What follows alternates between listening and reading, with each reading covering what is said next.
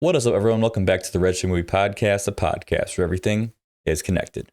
I'm your host, Jacob Thompson, and joining me is my co-host, friend, and the person most likely to put a 4-cycle TRZ Airmaster in his car, Alex Perkins. Perk, how you doing tonight? I'm all right, thanks. I think you're a little off base with this one. You sure? I mean, I know it's unstable, but it's fast. Yeah, but I am not the most handy, nor am I the fastest of all drivers. I'm good with my V6. Mm-hmm. Gets the job done.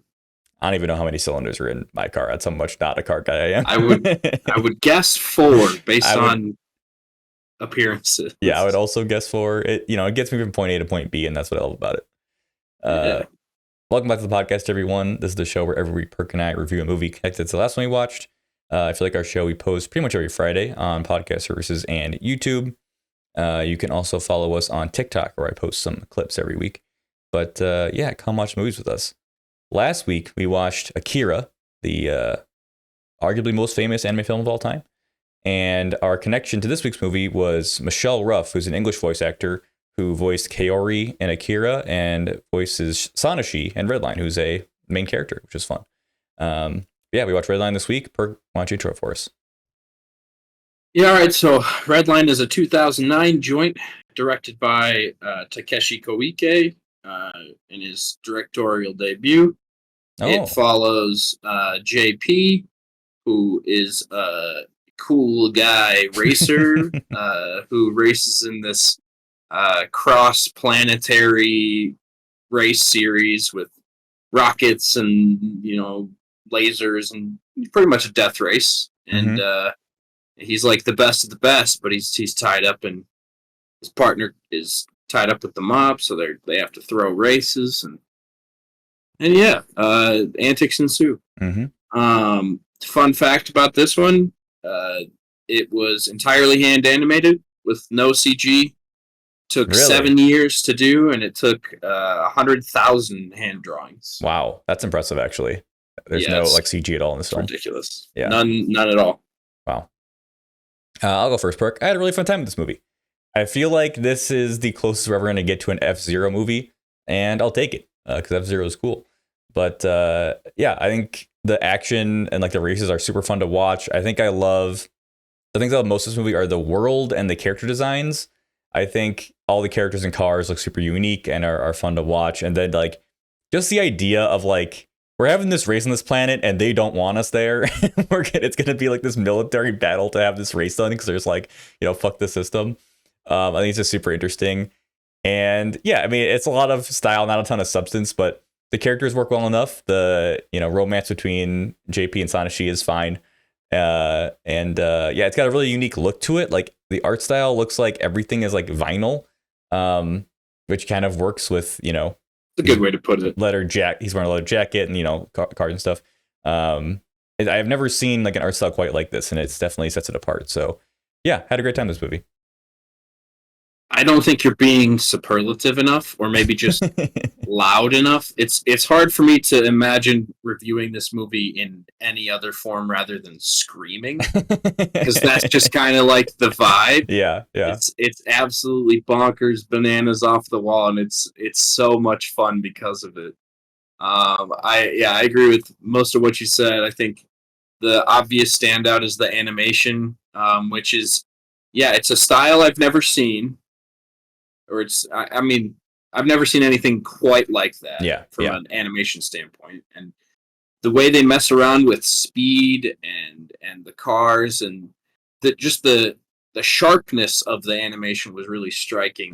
And kind of almost like a visual overload on purpose. Yeah. Because that's what the movie is. The story is whatever. It's big race. It's pretty simple, but it doesn't have to do much because you're just constantly staring at all the animation. You're right, the characters are super fun. All of the characters in the race have not an extremely well developed character, but we at least get to know who they are. Yeah, we get their bit and what they're and they each get their little moment, and I thought all the characters worked super well.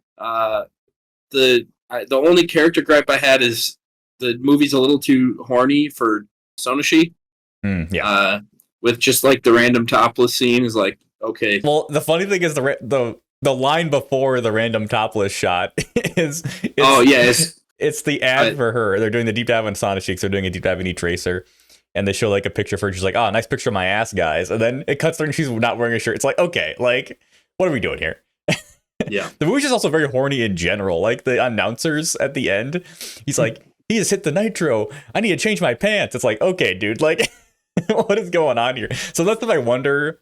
Was that the actual like Japanese, or is that like, let's localize this to an American audience and make it a little bit like rougher? I could see it going either way there.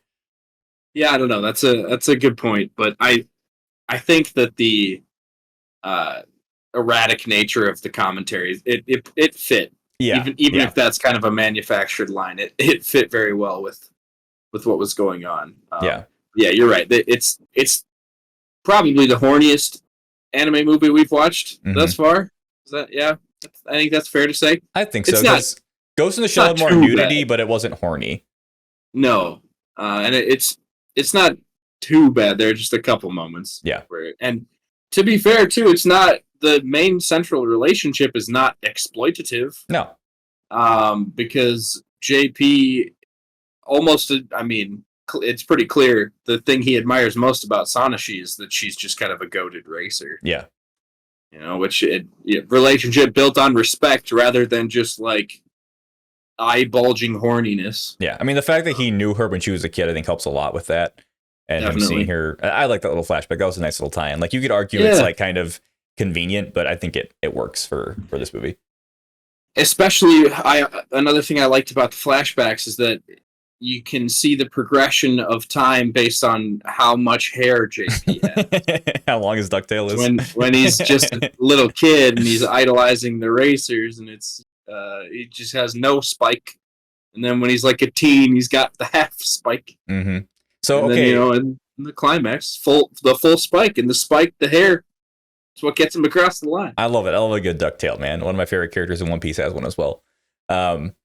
Did you catch? I'm pretty sure this is the case. So when we get the flashback and he sees the guy in like the gold convertible with the two ladies, you know, and it's kind of he's like, I'm pretty sure that was the mob boss. I think it is. Yeah. Okay. I was like, I kind of wish there was a confrontation there, but I also kind of like as part of the world. It's like, oh yeah, this is where that guy turned out. He's just like having someone like rub coke in his gums while he's talking to people. Yeah, I didn't like watching that. I didn't like watching that at all. It was gross. Yeah. But that's the point. Mm-hmm. Yeah, this movie, it's funny because like, and they probably are, but it seems like some of the characters are just like on drugs the whole time. We don't really see a lot of drugs, but the erratic and like just high energy nature just fits the entire thing because the races are insane. The guys are going super fast. Whenever the first race that opens the movie is so fun to watch, and like when JP pops the nitro, just the way that looks, because we've seen that in Fast and Furious, right? Like I'm pretty sure Fast and Furious came out before this, like the original did. Yes, and I'm assuming the first one had like the look through like the car pipes as we get to the tailpipe, so I'm sure that was an inspiration here. But it's still like badass, like, and I love all of the technology in this world because we have technology, we have organic stuff, and we have magic.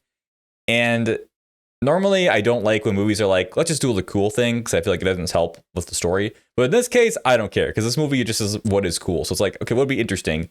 Cool tech on the cars, and then there's like a bioweapon that the general has to become into a kaiju to fight, and then we have the planet Sugargrass people like using magic to create the final runway. I'm like, yeah, this is fucking sick. Like, no, this makes sense, but I don't care because this is a unique world, so it fits.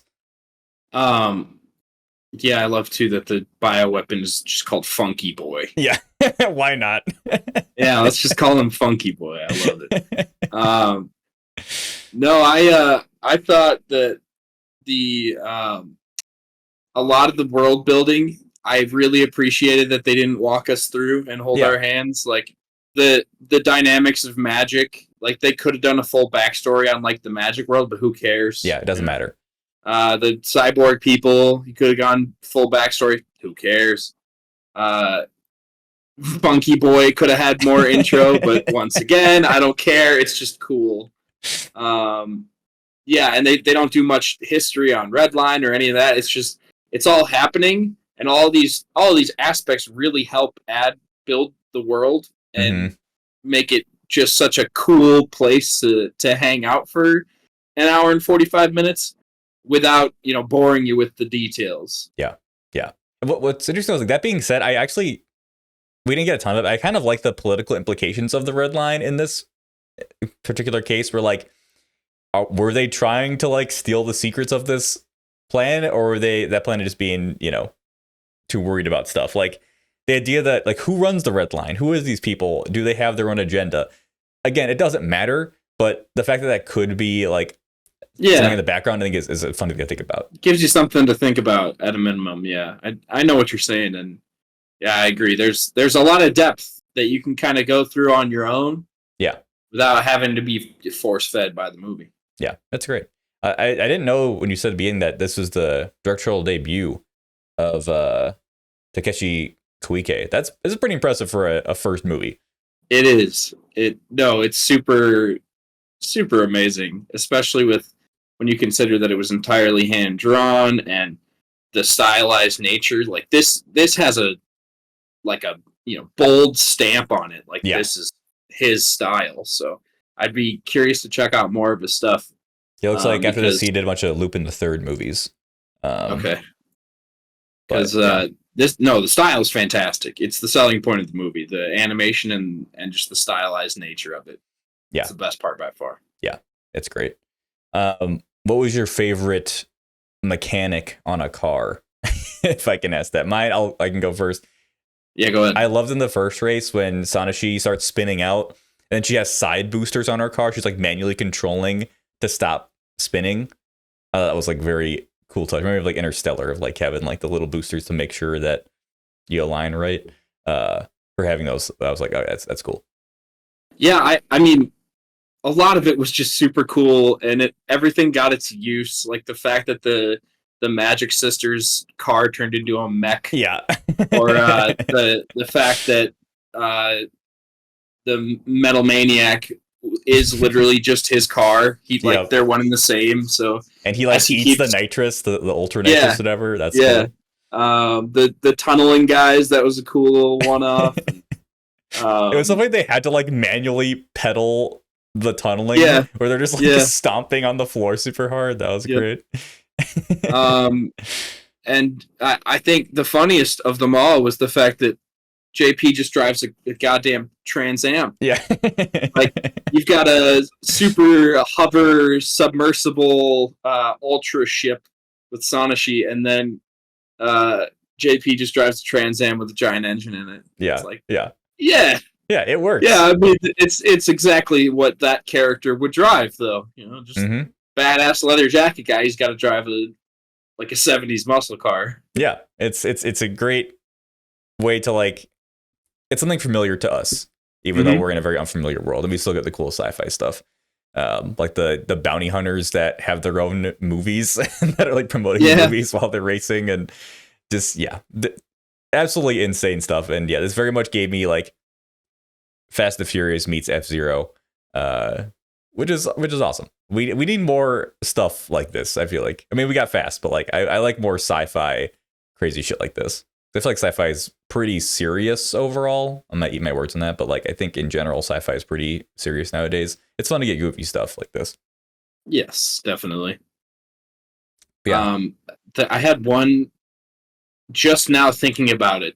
Was there any resolution on the military commander who turned into the kaiju? As far as like, where is he now kind of a thing? Yeah, did we get a conclusion to his storyline? I think the last time we saw him, Funky Boy. Did he kill Funky Boy, or did they absorb into each other? I don't know. Wearing up or something? I don't know. We also, and I think this movie, the one thing I would cut is like the little Dezuna stuff, because I just didn't really care, and it kind of it wasn't super long. Like when they're usually fighting in the bar, that's fine. But like then when he like runs into the other guys during the race, he's like, I need to join the race. It's like I don't care. I really don't give a shit. It's just that's what they put in for those characters. So I get it. Yeah. But it was pretty funny. But yeah, I could see them chopping that.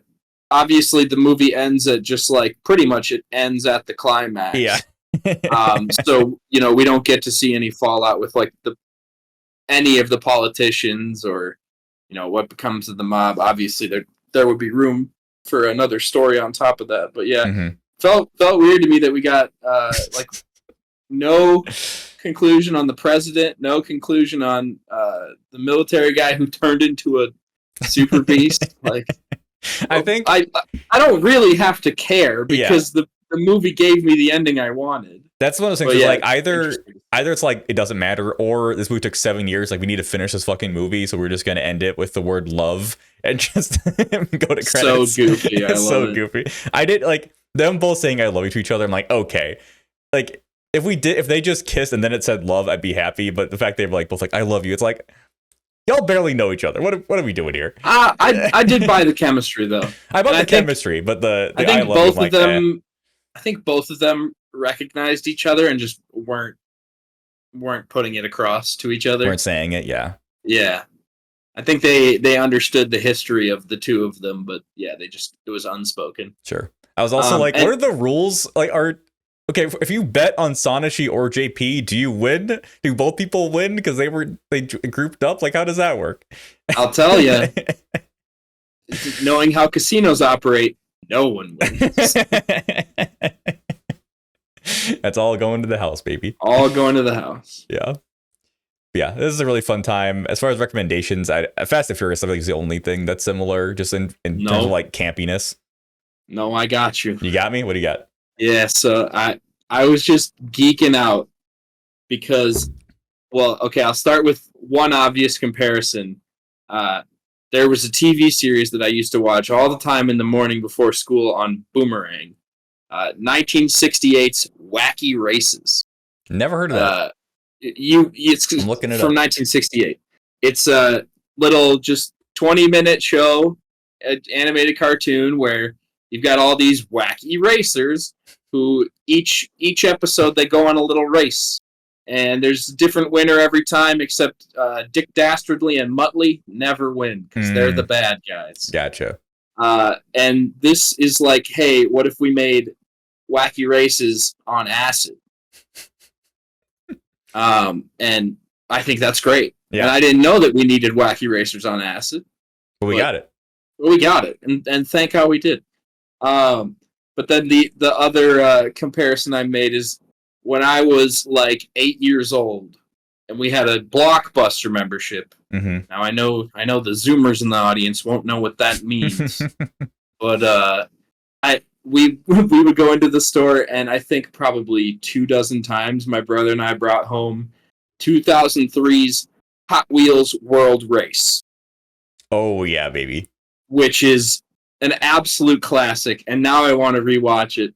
I'm not even sure it actually exists, but it's fantastic. It's just about a bunch of literally product placement. It's all just Hot Wheels cars you could buy, but they all have drivers and stories, and the main character's like a surfer dude, and it's fantastic. And pretty much they just all get recruited with like a souped up car dropped in their garage, and it's like, come to here to join the race. And then they like, once you go fast enough, you get portaled to a different dimension, and the parallels are insane. I think Takeshi Koike is a big fan of 2003's Hot Wheels World Race. Very well could be. Yeah. Actually, when you were talking, I remember another one, Perk. Mm-hmm. A little film that I saw for my 11th birthday, directed by the Wachowskis. Oh, Speed Racer? Speed Racer, baby. Which came out in 2008, which was right around the same time as this. Probably would have preferred to see Redline. Probably couldn't have handled it at 11 years old, but Speed Racer, a fun time. Got a similar kind of wackiness, and each character is their own deal, and there's gadgets and stuff and all that. So sure, that's not one you could watch.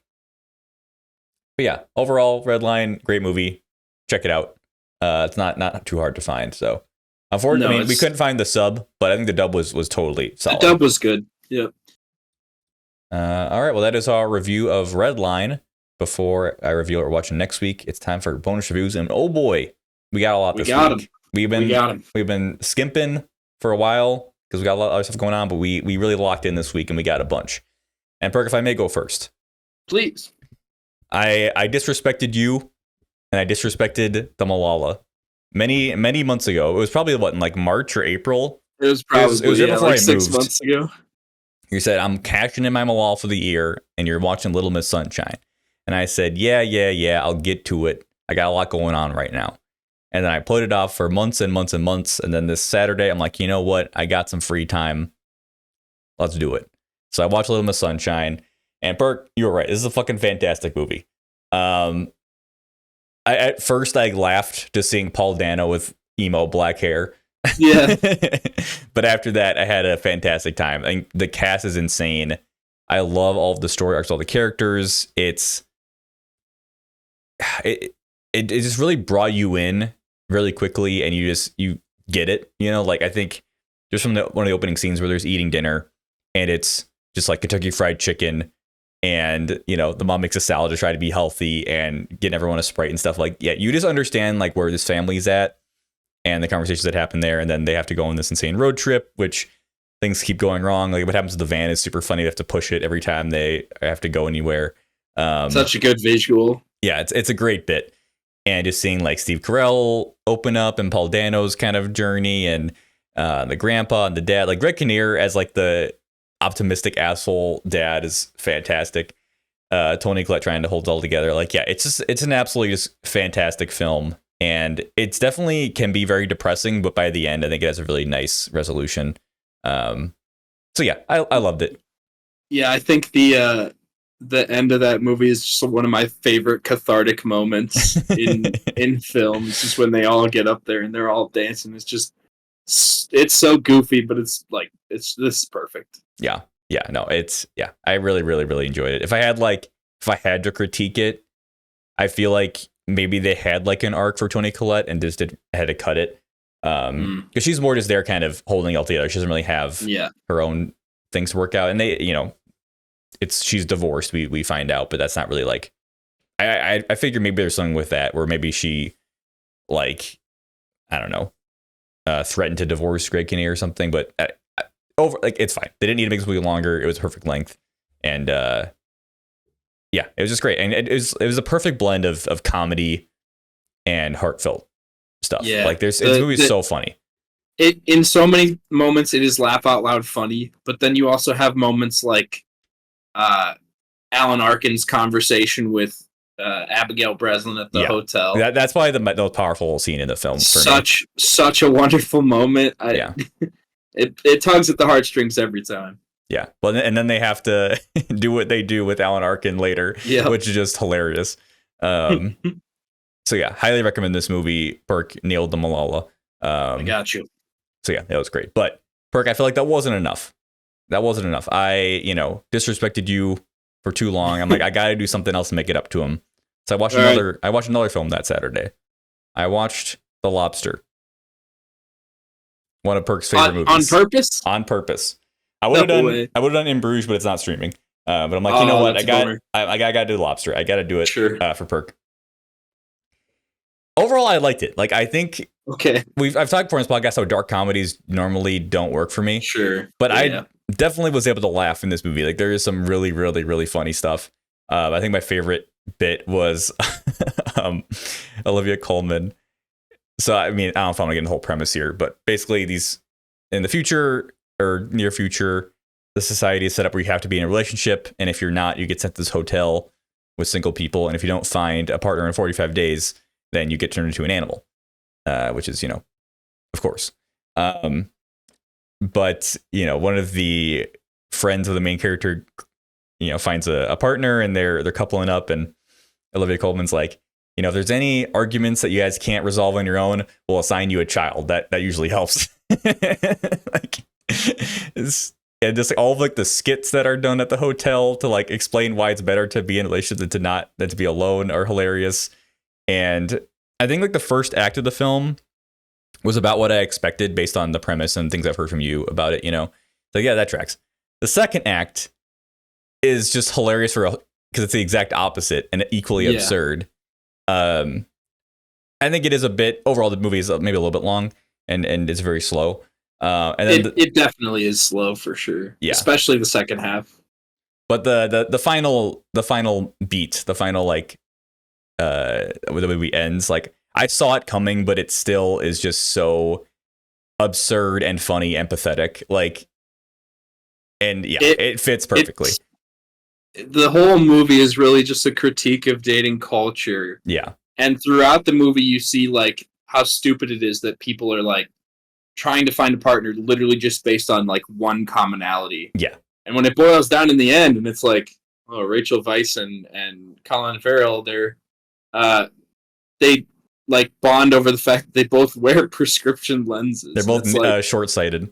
Yeah, and of course that comes back to bite in a really funny way. Yeah. This movie just has a ton of really good setup and payoff. Yeah. And as you mentioned earlier, with if you're having troubles, we'll assign you a child. That usually helps. The fact that then later Colin Farrell ends up on that guy's boat. Yeah. And he walks in, and it's that guy, the wife, and they have 2 kids. Yeah. It's like, well, it's because you built your relationship on one commonality that wasn't even real. Yeah, well, even before that, we see them with their kid, and he kicks her in the leg because he's trying to impress the girl he's trying to partner with. And yeah, I think overall, I really liked the commentary. I think, I don't know, I maybe wish there was a little bit more variation of it with that runtime. Because I don't want to spoil like, what the second act is, but like because we go to the second act, that's a whole different kind of set of things, which are equally fun to critique. But yeah, I think I would have liked a little bit more. But overall, like, yeah, I think the comedy mostly worked for me. The story is fascinating. I think it's a really like fun idea for a story. And yeah, I definitely liked it more than I thought I would. I thought I was going to finish the movie like, that was too weird for me, or that was too dark. But I'm like, no, I get it. I get why you like it. It's not like my favorite movie of all time, but like I enjoyed it overall. I'm glad to hear you say that, because that is one of the movies that I find like people I talk to are so polarized. Really? On like, shout out to my brother who's not going to listen to this because we're talking about anime. He vehemently hates The Lobster. Really? It's not the movie for him, and that's the thing is, I get it. I could definitely see why this would not resonate with some people. I don't get it. Like, I could see you saying it's too slow or too boring. I can't understand vehemently hating it. I think all like the things they do with the premise all make sense to me, and like they're interesting and funny. That's fair. Well, I'm glad to hear it, because yeah, this is there was a term coined when I was in college, Perkins movie, and this is the prototypical Perkins movie, because it's some nonsense that no one's heard of, but I love, and then it's probably just me who loves it. But in this case, it's a little bit more broad than that. A lot of people like The Lobster, but yeah, I'm glad to hear you gave it a shot. In Bruges is far more approachable, but yeah, not streaming is that's how it goes. One last thing I want to mention about The Lobster, which is so fascinating, is like the acting is like intentionally bad, or rather, like they're not like being bad actors, but like everyone in the movie is so stilted and awkward. And I think it's because the way in that society, it's like you have to like, you can't be true to yourself. Like you have to appeal to other people in order to survive. So like everyone is like trying to like make everyone else like them. But it results in just like everyone just comes out so awkward, and like it's like almost hard to watch, but like it makes sense and I get it. But it's such an interesting choice. I think it works, but it was like, okay, like that is like, also for context, that is a trademark of Yorgos Lanthimos movies. Is just the weird, like strict cadence deadpan. At least from the ones I've seen, which I've also seen Killing of a Sacred Deer and The Favorite. Okay. A lot of it's like, you know how you can absolutely tell when someone's acting like they're in a Wes Anderson movie? It's kind of like that. Okay. There's a very distinct style that actors have when they're in Lanthimos movies, and Colin Farrell has it nailed down to a T. But yeah, that deadpan persists, and I think you're right. I think it's because a lot of his movies have, you know, social commentary and making the characters kind of a blank slate almost. Brings out and emphasizes what you should be paying attention to. Yeah.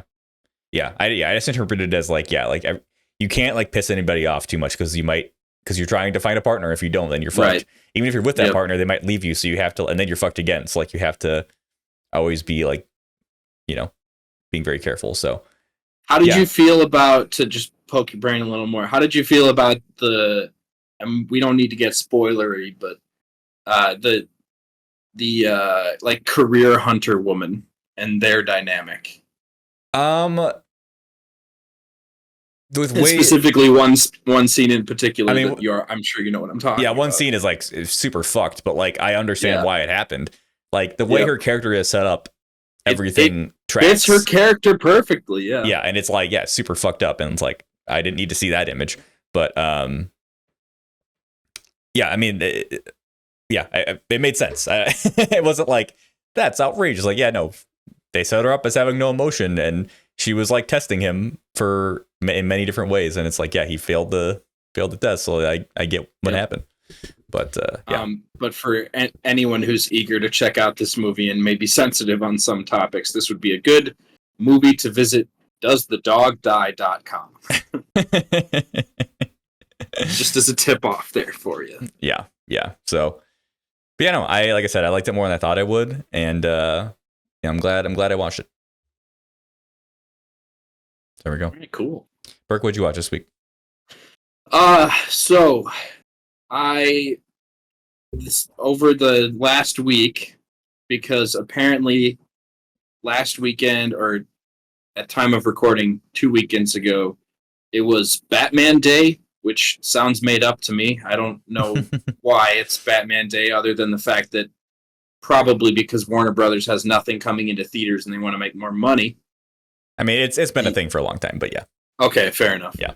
The Dark Knight was back in theaters, which that is a movie that I did not get the chance to see on its first run because I was too small. So I was really eager for the opportunity to catch this one on the big screen because, what a movie to experience on the big screen. Mm-hmm.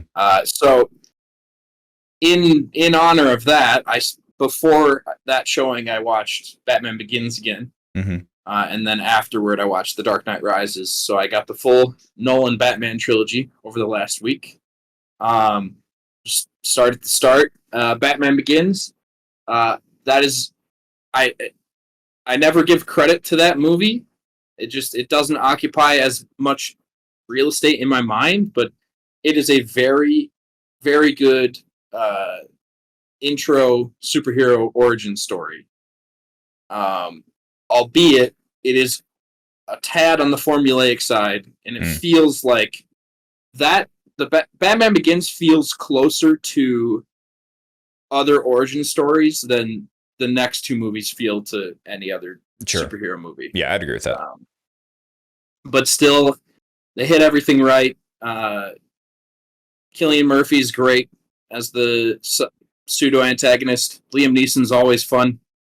And Christian Bale he's my Batman. So I like Robert Pattinson, and I even really like I like Ben Affleck's portrayal too. But Christian Bale's still top of that mountain for me.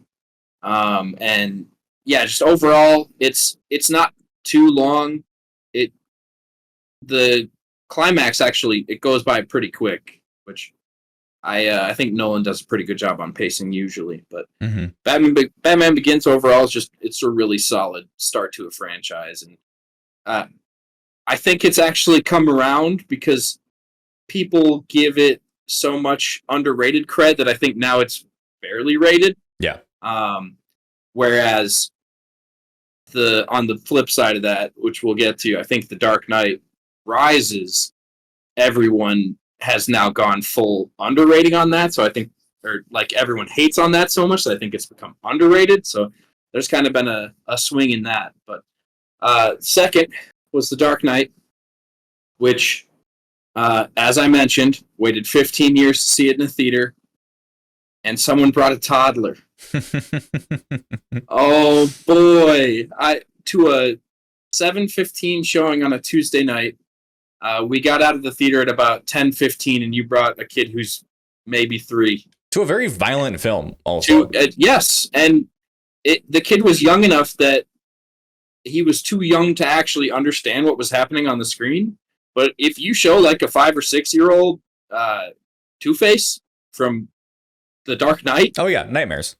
Yeah, it'll scar their brain. So this kid was actually too young to even comprehend what was going on. Mm-hmm. Fortunate for the kid, but he spent pretty much the whole movie babbling, running up and down the aisle they were sitting in, and just like almost impeccably timing making noise to like the quiet moments. And a couple times, like the parent like took him to the bathroom or something, but they'd come back in like 5 minutes, and it's just like, God. Oh, I get it. You paid for your kid to be here, but you paid $5 to ruin everyone else's experience. Yeah. And yeah, I it's not like you can't watch that movie at home either. You know what I mean? No, It's you like, absolutely can. It's not like the new movie. it was Movie Tuesday, so tickets are cheaper. But with all that money you save, pay the neighbor kid to come watch your toddler for a couple hours. Mm-hmm. I don't know. But this officially puts a line in the sand. With 2020 and theaters being empty, you kind of lost that fun communal vibe of a full theater. I am now ready to go back to empty theaters. Officially now, this is the end of that, because there is obviously a charm to seeing a movie in a full theater. Like Barbie this summer that I saw in a fully sold out show was just fantastic because the whole crowd was just loving it and having a good time. But you know what's great about an empty theater? If it's just me, no one's going to be distracting me. Mm-hmm. And, yeah, sorry. So rant over. Basically, a tot came through to to ruin the showing I waited 15 years to see. But now that I know Batman Weekend or whatever is a thing, I'll just go see it again. Yeah. Because this is a movie that I love every time. Oh yeah, I didn't even talk about the movie. Should probably do that. Dark Knight is fantastic. It's my favorite superhero movie. It's a 5 stars, 10 out of 10, 100%, whatever you want to say. It's just story, great. Antagonist, the best in probably top 10 movie antagonists of all time. In Joker, kind of slept on just because of the shadow he's standing in, but Aaron Eckhart as Two-Face is also fantastic. Yeah. Gary Oldman as Gordon is always strong. Bale's Batman is good. I actually think because he's on screen as Bruce Wayne in this movie a lot more than the next, which I think he's a really good Bruce Wayne too. And yeah, Heath Ledger tragically taken too early, but what a magnum opus to have to put a crown on your career. And like the little things too, like the traps he sets up are so fun.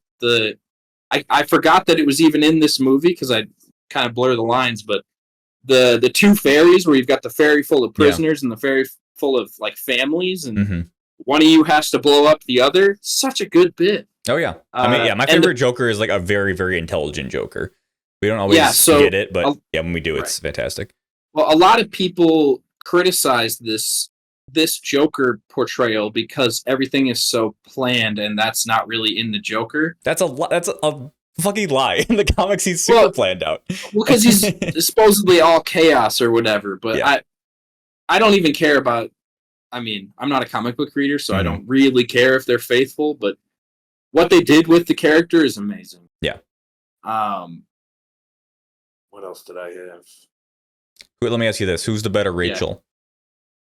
Maggie Gyllenhaal, or was it? It's Katie Holmes. I think for me, I think Katie Holmes, but splitting hairs because Nolan has never been known to write very good female characters, so neither of them really have too much to do. You're not right. Maggie Gyllenhaal's really good, and actually Maggie Gyllenhaal probably has more to do. Yeah. But yeah, I mean, talk about your all-time backfires, man. Katie Holmes, She didn't shoot this movie because she was filming Mad Money. Jacob, have you ever heard of Mad Money? Briefly, but no, yeah, not really. Like, I've heard of it as like a TV show on one of them networks where they talk about stocks. But yeah, apparently there's a movie called Mad Money. Katie Holmes, you should have been in Dark Knight, but whatever. Yeah. And yeah, I love start to finish. And then we'll wrap. I'm rambling, but wrap with The Dark Knight Rises, which I think is at this point overhated. Thank you. I really like The Dark Knight Rises. So do I. I will admit it has flaws, but I think Bane is great because Tom Hardy is an amazing screen presence. The Miranda Tate twist, okay, you can be mad about that, but the first time I watched it, I was blown away. Same. And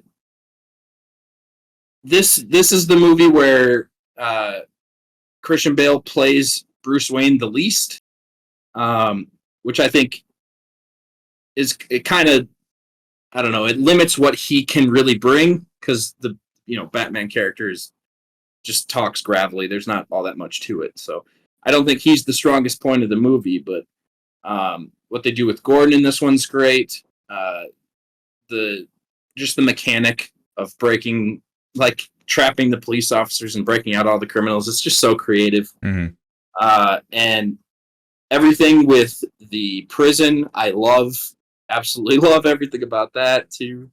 And yeah, just I don't know, people have come to be nitpicky about everything. Like, well, how is he out on the ice? Or how did he get from, Catwoman at that bridge to Gordon within seconds? And it's like, guys, he's Batman. Who cares? Why are we nitpicking on his transit? Mm-hmm. I don't know. It's too long. Sure. Yeah. And you could say that the Miranda Tate twist is not great. I think it's fine. Maybe because I'm a big fan of Marion Cotillard. Cotillard?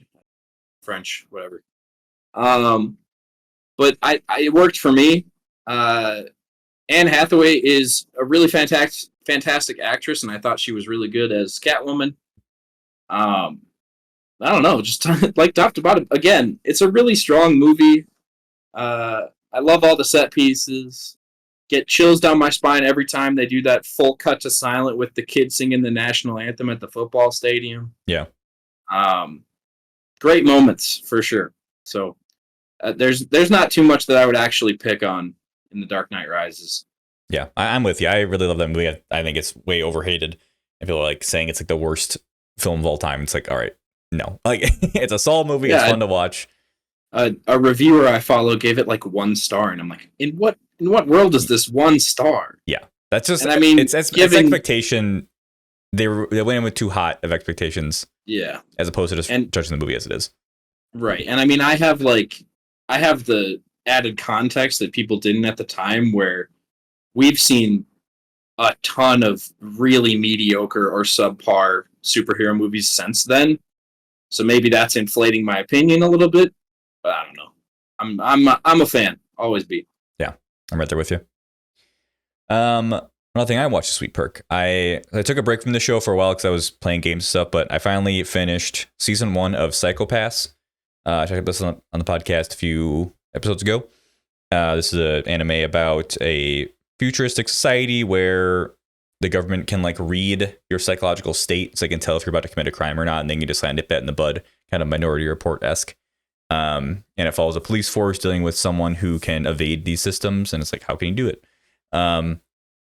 So I finished the first half, and that was the first time I talked about it, and I think the first half of the season is insanely strong.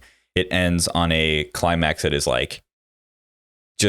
incredible. And then I was worried because a lot of times with anime, if it's a 22 to 26 episode season, there's a mid-season climax, and then it gets really slow for a while, and then we finally get to the big climax at the end.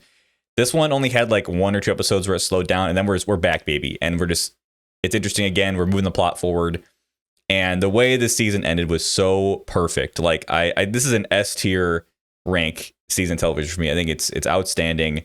Great exploration of themes and what is a utopian society. Like what is the best society humans can kind of work towards? How do you maintain that society? And just all the futuristic themes. I think it's super awesome and fascinating. And the characters are incredible. And I love the main character, how she kind of progresses and transforms throughout this season. I just absolutely loved it. I can't recommend it enough if you want more cyberpunky type stories. We've been seeing a lot on this podcast recently with Akira and Ghost in the Shell and stuff. But if you want more, man, Psycho Pass is absolutely incredible. So I can't wait to watch season 2. There's 2 more seasons and a couple of movies, so I'm definitely going to be going down the rabbit hole there. But yeah, absolutely loved it. Perk, nice. Back to you. Yeah, all right. I also finished a season of a show. Can I guess? Yeah, you can. After Party. No. Damn. It surprised me even because I didn't realize that the season was ending. But the new season of Futurama. Mm-hmm. It wrapped up. It's already over? I feel like it just started. only 10 episodes this time. Okay. Which, whatever. I just renew it. Just make more. Overall, I think it's good. It's, they're not touching the heights that the show has hit in the past, but they're also, people will disagree with me on this, but they're not like scraping the bottom of the barrel. These are at worst, these are like baseline decent Futurama episodes. Mm-hmm. There's 1 or 2 that I think stand out as really, really solid. I think the season finale especially is probably up there. I'm not going to say top 10, but it's probably top 25. It's a really fantastic episode with a great premise. And so overall, my biggest concern coming into the new season of Futurama was that it was going to be bad. I was so concerned that I didn't get it tattooed on my body. My fears were turned away, though. It's the Futurama I've always loved. It's just updating it to talk about more current events, which has always kind of been a thing that the show has done. And yeah, it's still got that clever wit to it. The laughs per minute it's better than most things I watch, because I watch a lot of funny things where it's funny, but I might crack a smile. Yeah. There's at least a moment in every episode of Futurama where I like have a giggle. Yeah. Yeah. Like a legitimate like giggle. If not a belly laugh on certain occasions. But and just the creativity and the writing is awesome. The 9th episode of the season was an anthology. Everyone on the internet seems to think it's the worst episode of the show, of the whole series. I don't think so. I liked it a lot. Specifically because they just do some stupid creative stuff. Like, there's one of the anthologies is the whole team, the whole world, it's Hot Wheels. So they're all cars that are like dressed up like the character models. Mm-hmm. And they just drive around on these big orange tracks and stuff, which face value seems like a decent premise. But then they build on that because also it's The Ring. So there's like a psycho murderer in the Hot Wheels universe who's calling all of the team members and asking them if they need to update their car's warranty. And then they go to the warranty office and get killed. And it's just the whoever thought to, like, first of all, make the whole gang into Hot Wheels cars, and then what if we also turn it into The Ring? Like, it's that kind of stupid stuff that I love about the show. So. Yeah. Glad to say Futurama is still doing well for me, even if some people on the internet are going to be mad. What are the odds of another season? I think probably pretty high, although I don't do the numbers for Hulu, and I don't really understand how, at this point, streaming services assess stuff like that. Yeah. Like, because you can have viewership numbers, but if everyone who views it already had Hulu, then it's not a profitable show for you, so... Yeah, I mean, well, I think there's 2 things to play there. Well, speaking of that, I forgot to mention, writer's strike, pretty much done at this point, which is fantastic. Oh, is it? I didn't know. Yeah, so we're recording this on Monday, the 25th of September. Sunday, they kind of had the final, this actual 4 CEOs came in, like the Netflix CEO, Warner Brothers, blanking out 2, but like they all actually came in and sat down There was a bunch of talks into last week, and they tentatively agreed to a deal today. The WGA is gonna have their lawyers look at it and then send it up to members to vote. So we're probably within like a week or two, writers will be back to work, which is incredible. Hopefully actors will be quickly after. Yeah, I was gonna say, is SAG hopefully following shortly after? I would hope so. I think the CEOs were willing to come down for writers. They'll do the same thing for actors pretty quick. If you're gonna nail something out with the writers, none of that matters. You can't pick back up until you have actors back on board. Yeah. So that being said, I think once we see those contracts, like the final what were in them for writers and actors, we'll understand more where the profitability is to the streamers, because that was the thing that was really obfuscated before, is like, yeah, how do they assess stuff? We know Netflix was looking at like people who subscribed and then was the first show they watched, like what they subscribed to watch was a big metric. But now Netflix has an ad-supported tier and Disney Plus is getting an ad-supported tier. So I think it's now a matter of if enough people watch it to generate enough ad revenue that is worth another season. So it's not really about, I'm assuming it's not as about people subscribing for it anymore. It's about just raw numbers so they get more ad rev. And I think Hulu is probably one of the services most people have with ads, or at least used to be. So yeah, I mean, if they made enough money on ads, then I think they'll probably do another one. But that's all just conjecture by me. No, I hope so. And it's, if nothing else, Hulu for sure has the numbers on whatever the streaming equivalence of syndication is, because Futurama is a show very akin to The Office, where like nerds like me, we just watch Futurama like once every year or two. Yeah. The whole series. So I think it has such a strong core fan base that I would hope to think that they did well enough with this season to have another. And so I guess fingers crossed for that. But yeah, on IMDb it already lists season 12 as a thing, but it's not like they're the be all end all on that kind of a thing. Yeah, it's usually that means it's been renewed, but sometimes it's not accurate. So we'll see. Hopefully get another one. Yeah. All right, let's end this episode with a couple of game reviews. Yes, you and I both played a game this week. So I finished, the reason why I'm taking a break on Psychopaths, because a game called Sea of Stars came out, which is a game I've been looking forward to for a very long time, probably 2 years at this point. It's by a team that did a game called The Messenger, which I really, really enjoyed. And this is their crack at a kind of Game Boy era Chrono Trigger-esque JRPG. And it's about these two solstice warriors, they're called. One born on the summer solstice, one born on the winter solstice. They have magic powers and got to save the world kind of stuff.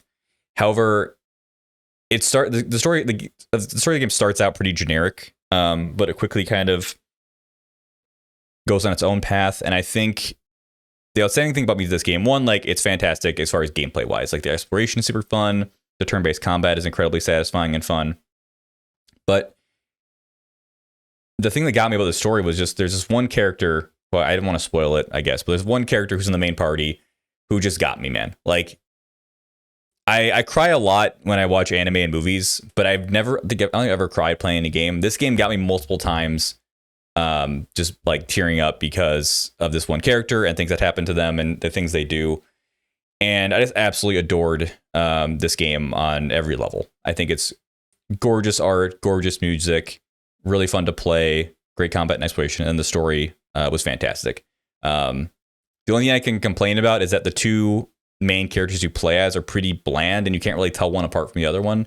I think it's because you can play as either one, so they kind of made them very similar, and I wish they would have been a little bit more unique, but yeah, I absolutely adore this game. If you have any interest in turn-based combat or JRPGs, highly recommend it. It's only $35 and it's on Switch and Steam for $35, and then you can play it on Xbox Game Pass and the PlayStation equivalent of Game Pass.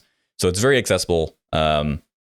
And yeah, I just adored it, and I'm sad that it's over, but I can't wait to see what the studio does next, because yeah, they got me with this game. So highly recommend Sea of Stars. Nice. Perk, what did you play? I played a little indie game called Between the Gardens. Mm-hmm. Is that what it's called? Am I right? I think you're close. The Gardens Between. There you Sorry. go. I'm like, that's not The quite right, Gardens but Between. It is my excuse is that it's only 2.5 hours, so I haven't really spent all that much time with it. But it is a little indie game, puzzle game where the main mechanic is you use, just like on a game controller, you use the joystick to either move time forward or move it backward. Mhm. And you have two characters, two young friends who their treehouse gets sucked up into a vortex, and essentially they get to live out some of their memories through these intricate puzzles. And it's very simple mechanically. You're just either moving time forward or backward. Mhm. And then there are some things you can interact with. For example, there are some things that are resistant to time. So one of the characters carries a lantern, and you have to get the lantern lit and get it to the finish on every level. Mm-hmm. And the light in the lantern is resistant. So once it's in the lantern, it's not going to go away if you reverse time. But there are some cool mechanical things, like at one point there's a platform that is just too high, but there's a saw that's like a little bit of the way in. You can use your character to go back and forth, making them appear to jump on top of the saw. And since that saw is time resistant, over this moving back and forth, it cuts the platform, and then it falls to make a ramp. Gotcha. Stuff like that.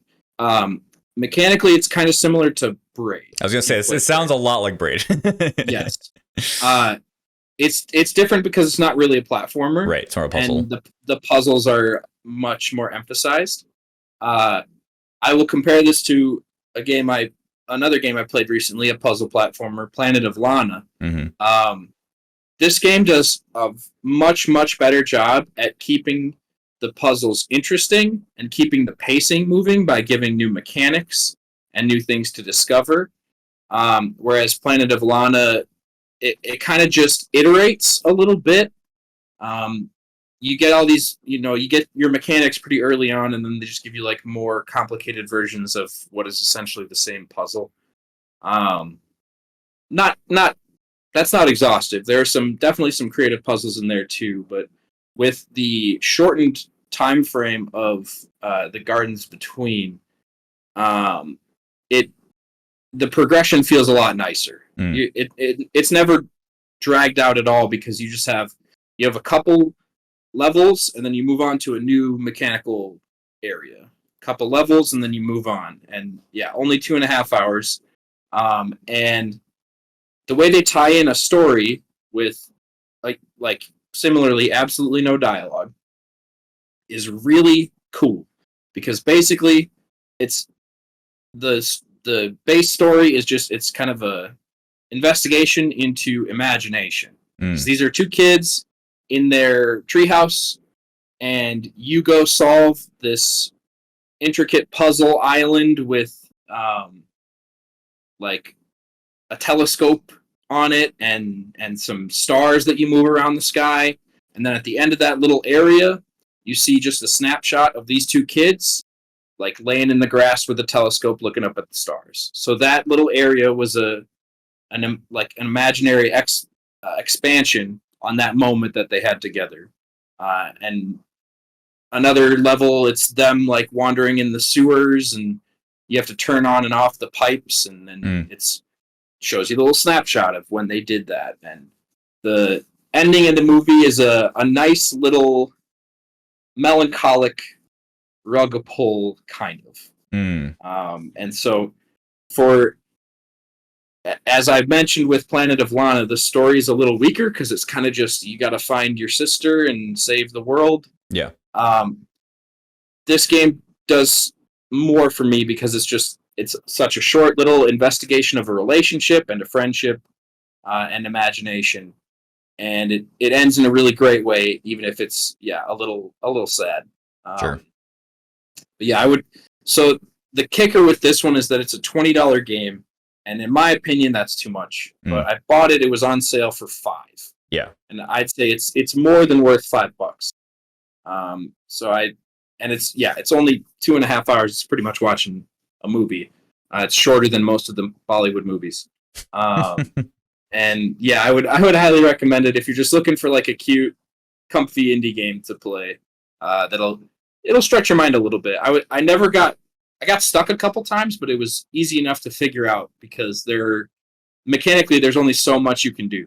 So you can after a while, if you just kind of let's try some stuff. Yeah, yeah, nice. So it's kind of when it's on sale, maybe pick it up. Kind of a it might still be at the time of listening, but our viewers or our listeners 3 years in the future who come back to this Redline review, wait for it to come on sale. Yeah. Well, good. I'm glad to hear that it was solid. I remember seeing a trailer for that game in like a showcase, and I remember, but I don't remember it like standing out to me, and not really hear anybody talk about it. So I'm glad to hear it was actually good. I'll admit I wasn't sold just based on the art style from afar, and then the first couple levels I was like, is this all there is? But it's not. It builds really well. Awesome. Well, there we go. That is a big old episode from us with a bunch of stuff on there. Bumper episode, yeah.